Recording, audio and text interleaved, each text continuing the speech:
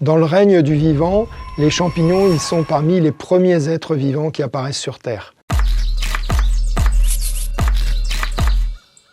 Nous avons la chance d'être ici à Corselotte en montagne, dans un site qui a beaucoup d'histoire, puisque vous voyez le bâtiment qui est à ma gauche, il est du début du XVIIIe siècle, et puis dans cette bâtisse, la partie du centre, elle est du XIIIe siècle.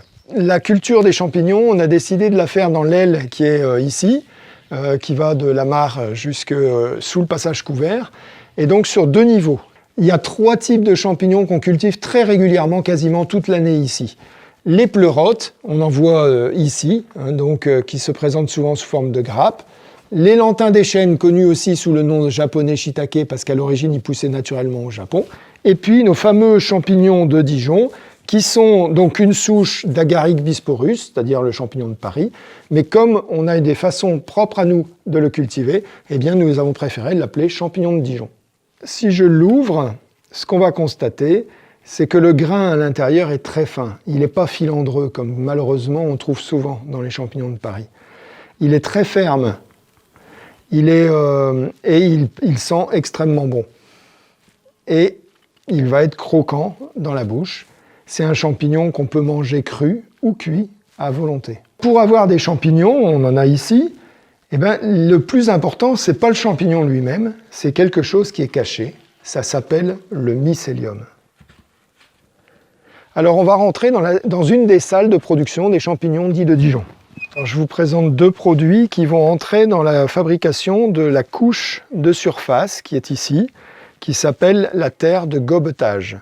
Cette terre de gobetage, on va y trouver cet élément qui est très léger, la tourbe, et cet élément qui est plus lourd, le calcaire, et qui est un calcaire local de Fleuret-sur-Ouche ou de Plombières-les-Dijon. Vous constatez que cette terre de gobetage qu'on a installée il y a quelques jours, le mycélium qui était dans le substrat qui se trouve dessous, il est en train de gagner et on aperçoit comme une sorte de petite mousse qui apparaît. Direction la salle de culture numéro 6 où vous allez pouvoir voir la terre de gobetage qui vient d'être faite et le mycélium qui est en train de la gagner.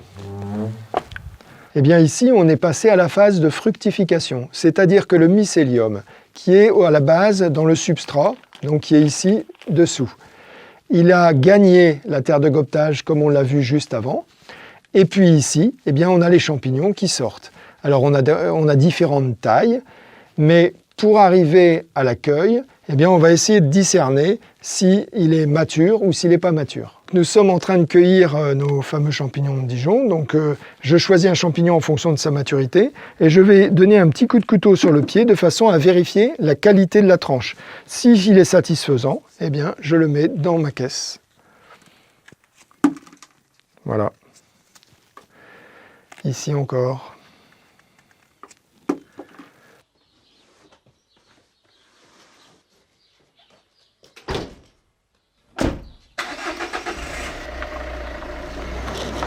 Qu'est-ce que je peux vous servir, madame? Vous deviez accompagner un plat? Non. Comme ça, en salade? Pour les cuire. Il y a 200 grammes. Je laisse ou j'en enlève? Alors, 2,45 €. Ici, je vous présente le lentin des chênes, qui est appelé également shiitake. C'est un excellent champignon dans sa saveur, puisque c'est un champignon qui a la saveur du cèpe. Alors, 3,10 €, madame. Alors, les pleurotes, c'est un très bon champignon, qu'il est tout propre, et il suffit de détacher les pétales et de le cuire dans de l'huile ou dans de la matière grasse comme le beurre. Et puis, c'est le poivre à la fin. Merci bien, monsieur.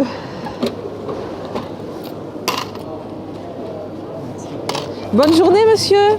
La star de notre étal, c'est le champignon de Dijon. 575, j'en enlève? Oui, c'est bon comme ça, c'est parfait. 6 € tout rond. Nous sommes dans les cuisines de la champignonnière de Dijon. On a tendance souvent à les baigner dans l'eau. En fait, il ne faut pas du tout donner d'humidité aux champignons. Donc moi, ce que je préconise, c'est si vous avez une petite brosse à champignons, c'est les brosser tout doucement. Ou alors, comme là, ce que je vous montre, c'est avec un petit torchon humide, juste pour enlever l'excédent de terre qu'il y a sur chaque chapeau. Et ensuite, juste on coupe le pied pour enlever les petites impuretés, les petites imperfections. Donc avec un petit bec d'oiseau, hop, on enlève le bout du pied. Retrouvez tout France Bleu sur francebleu.fr.